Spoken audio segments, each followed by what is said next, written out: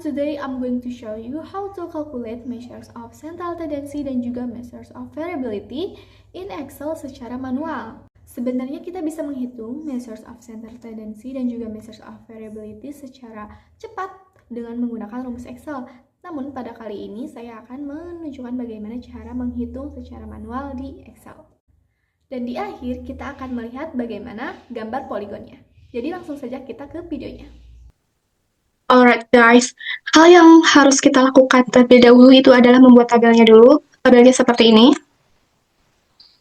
And then, kita akan menghitung. Pertama, kita harus mensortir data mentah dulu dengan cara blok semua data, copy, dan kita pindahkan ke dalam satu kolom, dan seterusnya.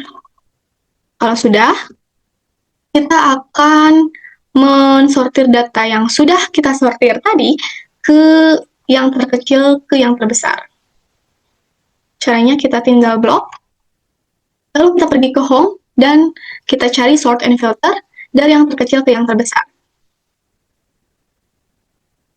Setelah itu, kita copy, dan kita pindahkan ke kolom yang lain. Lalu setelah itu, kita akan remove duplikatnya. Jadi tidak ada nilai ganda ya. Dengan cara kita blok. Setelah itu, kita pakai shortcut Alt A plus M. Kalau di Excel kalian ada tempat, ada kolom atau ada icon yang bisa meremove duplikat, biasanya suka ada di sini ya. Tapi kalau saya tidak ada, jadi pakai shortcut.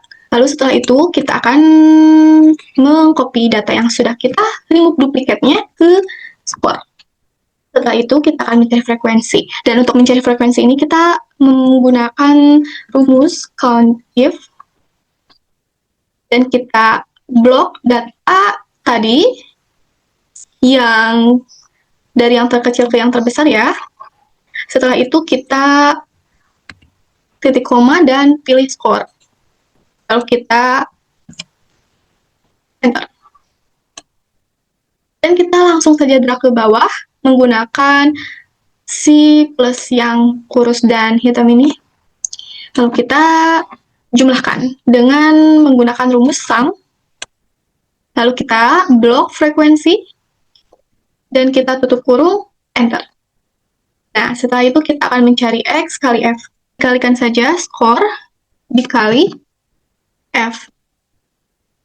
Untuk di Excel memang kalau untuk mengalikan itu memakai bintang ya teman-teman. Lalu setelah itu kita enter. Dan kita drag ke bawah menggunakan plus yang tadi. Lalu ini juga sama, untuk jumlahnya kita drag ke pinggir. Nah, setelah itu kita akan mencari X kurangi min. Sebelumnya kita harus mencari minnya dulu kan teman-teman. Caranya itu tinggal sama dengan sigma X kali F yang ini dibagi sigma F. Lalu kita enter. Nah, sudah ketemu minnya, langsung kita hitung X kurangi min. X dikurangi min. Enter. Dan kita drag ke bawah, tapi sebelum kita drag, kita harus memberi dulu dolar pada huruf S. Supaya terlihat lebih rapi nanti saat di drag ke bawah.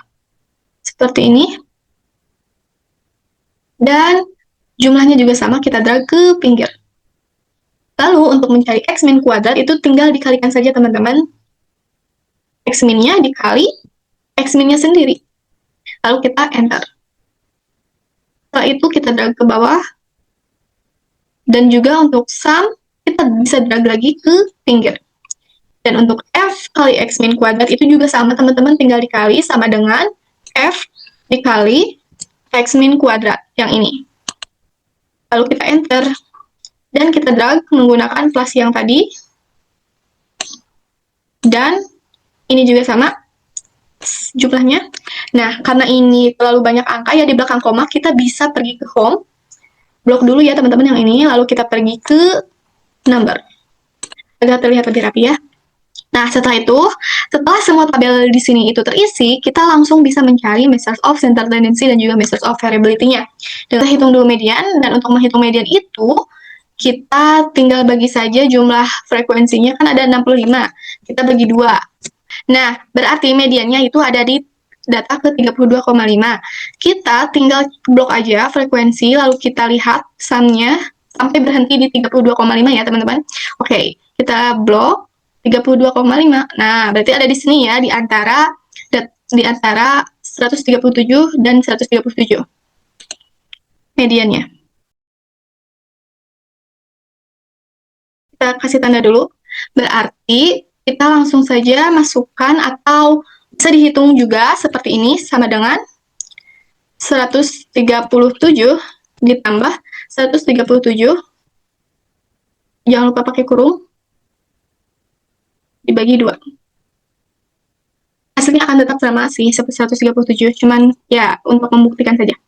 Lalu untuk mencari mode, kita mencari skor terbanyak. Nah, yang ini ya teman-teman, kita lihat frekuensi, dan 12 ini adalah angka terbesar di antara yang lain, jadi mode-nya itu 132.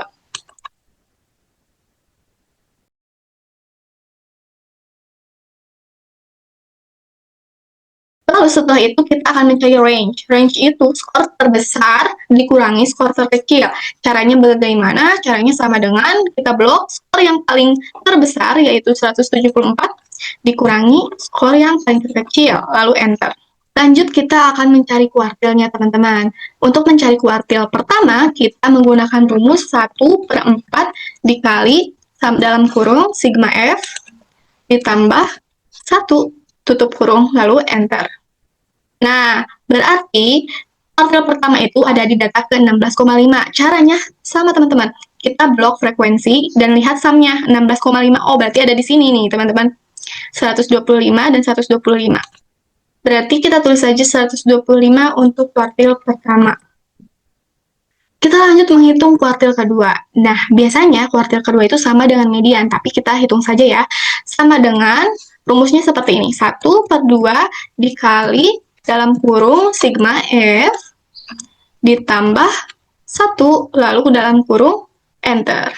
Nah, ada di data ke-33.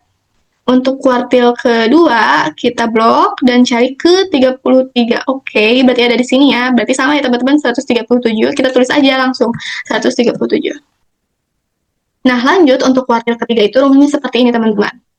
Sama dengan 3/4 dikali dalam kurung sigma F ditambah 1 tutup kurung, lalu enter.